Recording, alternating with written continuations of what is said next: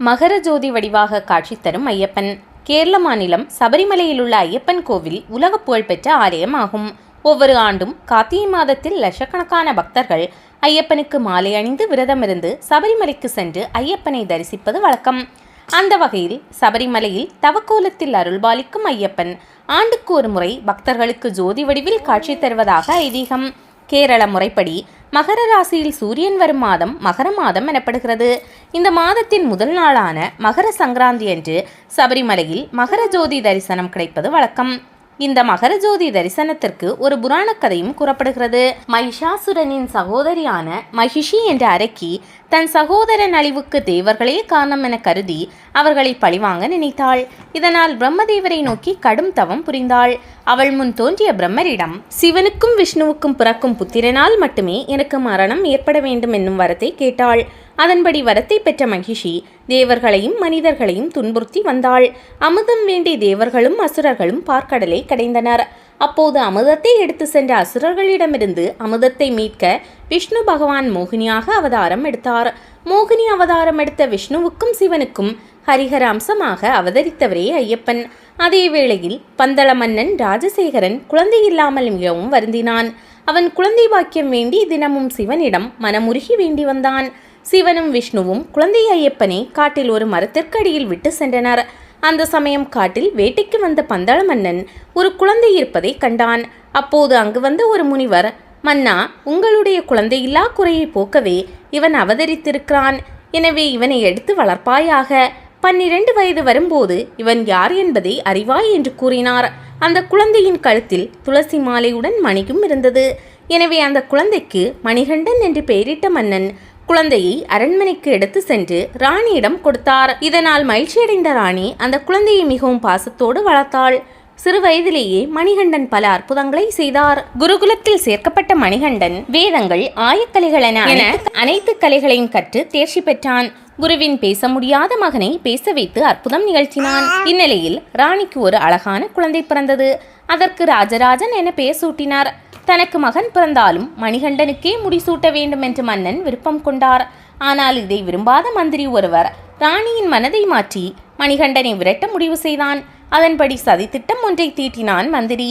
ராணியும் அதற்கேற்றாற்போல் தீராத தலைவலி வந்தது போல நடித்தாள். ராணியின் தலைவலி தீர வேண்டுமானால் புலிப்பால் கொண்டு வர வேண்டும் என்று மருத்துவர்களை சொல்ல வைத்தான் மந்திரி. புலிப்பாலை கொண்டு வர முடியுமா என அரசவையில் அனைவரும் திகைத்தனர். ஆனால் இது தனக்கு எதிரான சதித்திட்டம் என்பதை அறிந்தும் மணிகண்டன், நான் காட்டுக்குள் சென்று புலிப்பாலை கொண்டு வருகிறேன் என புறப்பட்டான்.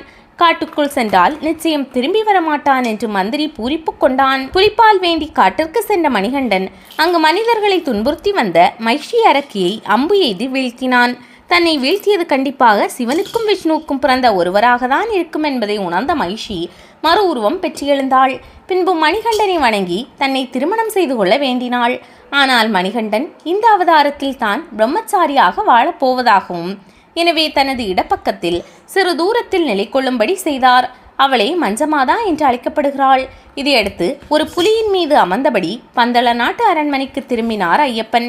இதை பார்த்து வியந்த அனைவரும் பயபக்தியில் வணங்கி நின்றனர். மன்னன் ஐயப்பன் தெய்வப்பிரவி என்பதை உணர்ந்தான்.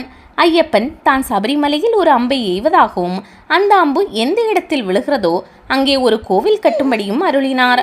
அதன்படி பந்தள நாட்டு மன்னன் சபரிமலையில் ஐயப்பன் கோவிலை கட்டினான். மகர சங்கராந்தி நாளில் பரசுராமர் உதவியுடன் கோவில் திறக்கப்பட்டது. மகர சங்கராந்தி நாளில் விரதமிருந்து இருமுடி கட்டி தன்னை காண வரும் பக்தர்களுக்கு ஐயப்பன் ஜோதி வடிவில் அருள்பாலிப்பதாக ஐதீகம். ஐயப்ப சுவாமி பந்தள அரண்மனையில் வளர்ந்தவர். இருப்பினும் அதன் பின்னர் சபரிமலையில் யோக நிலையில் அமர்ந்தவர். இதனால் ஆண்டுதோறும் ஐயப்பனை காண வரும் பந்தள மன்னன் பந்தளத்திலிருந்து ஆபரணங்களை எடுத்து செல்வார். பின்பு அதை ஐயப்பனுக்கு அணிவித்து வழிபட்டு மகிழ்வதாக கூறப்படுகிறது.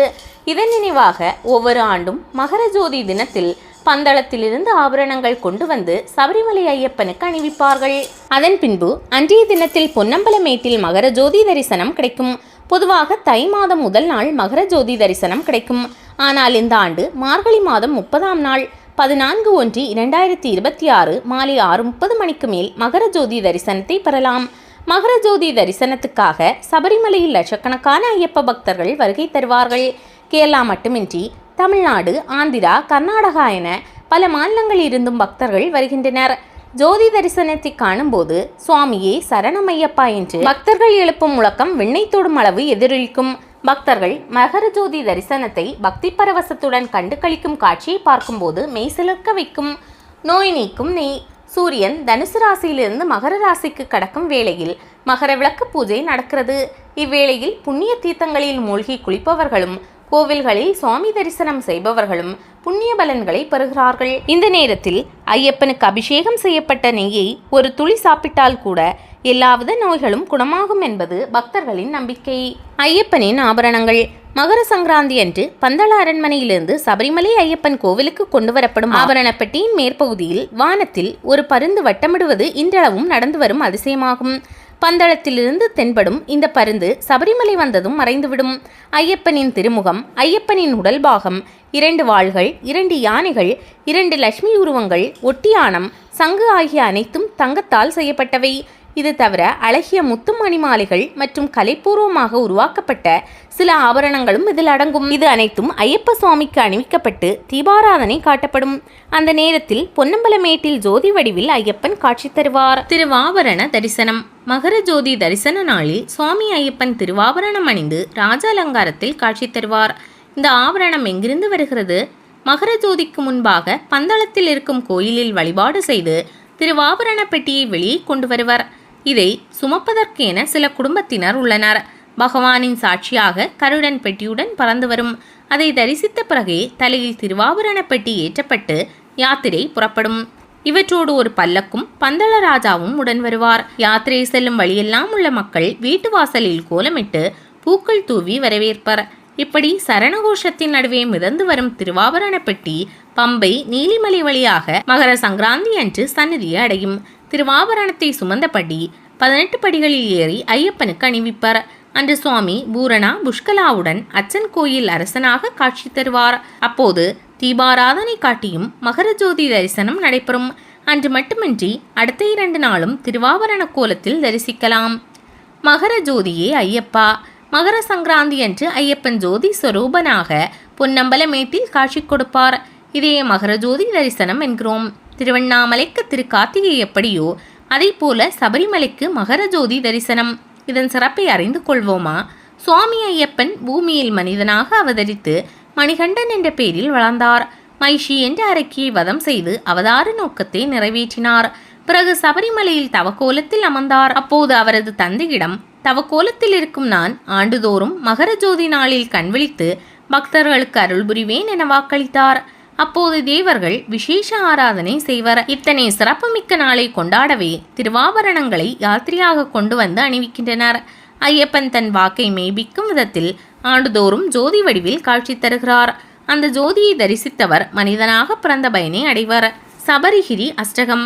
கும்பகோணம், சேங்காலிபுரம் அனந்தராம தீட்சிதர் ராமாயணம், மகாபாரதம், பாகவதம், நாராயணியம் பற்றி இசையுடன் சொற்பொழிவு செய்வதில் வல்லவர். நாம சங்கீர்த்தனை பரப்புவதிலும் பாடல்கள் இயற்றுவதில் தெய்வீக ஆற்றல் பெற்றிருந்தார். காஞ்சி மகா பெரியவர் சிருங்கேரி சுவாமிகளின் அன்பிற்கு பாத்திரமான இவர் சபரிமலை ஐயப்பன் மீது பாடிய சபரிகிரி அஷ்டகம் புகழ்பெற்றது. சபரிகிரி ஐயப்பன் மலை அஷ்டகம் 8 பாடல்களும் தனித்தனியானவை. தெய்வங்களுக்குரிய 8 குணத்தையும் அவரின் பெருமைகளையும் போற்றுவது அஷ்டகம். சபரிகிரி அஷ்டகம் கேட்டால் பாவம் மறையும், பயம் விலகும், நிம்மதி கிடைக்கும், தர்மத்தின் வழியில் மனம் செல்லும். 3 பெட்டிகள். மகர சங்கராந்தி அன்று திருவாபரண பெட்டி சபரிமலைக்கு வரும். பந்தளராஜனின் காணிக்கையான ஆபரணப்பெட்டி, வெள்ளிப்பெட்டி, கொடிப்பெட்டி 3ம் இதில் அடங்கும். இதில் ஆபரணப்பெட்டியில்தான் ஐயப்பனின் ஆபரணங்கள் இருக்கும். அவை திருமுக மண்டலம், முகக்கவசம், பூரணா புஷ்கலா தேவியர் உருவம், பெரிய சிறிய வாள், 2 யானை உருவம், கடுவா எனப்படும் புலி உருவம், வில்வ மாலை, சரபொலி மாலை, நவரத்ன மாலை, வெள்ளிக்கட்டிய வலமுறி சங்கு, பூத்தட்டம், பூக்கள் வைக்கும் தங்கத்தட்டு, நவரத்ன மோதிரம், வெள்ளிப்பெட்டியில் தங்கக்குடம், பூஜை பாத்திரம் இருக்கும். இந்த தங்கக்குடத்தால் சுவாமிக்கு பின்னர் நெய் அபிஷேகம் செய்யப்படும். கொடிப்பெட்டியில் யானைக்கான நெற்றிப்பட்டம், தலைப்பாறை, உடும்பாறை, மலைக்கான கொடிகள், குடை, யானை ஊர்வலத்திற்கான பொருட்கள் இருக்கும். ஆபரணப்பெட்டி தவிர்த்த 2 பெட்டிகளும் மாளிகைபுரத்திற்கு எதிர்முனையில் உள்ள மணிமண்டபம் கொண்டு செல்லப்பட்டு எழுந்தருளல் நிகழ்வு நடக்கும். அப்போது யானைக்கு அந்த பட்டத்தை சாத்தி ஊர்வலம் நடக்கும்.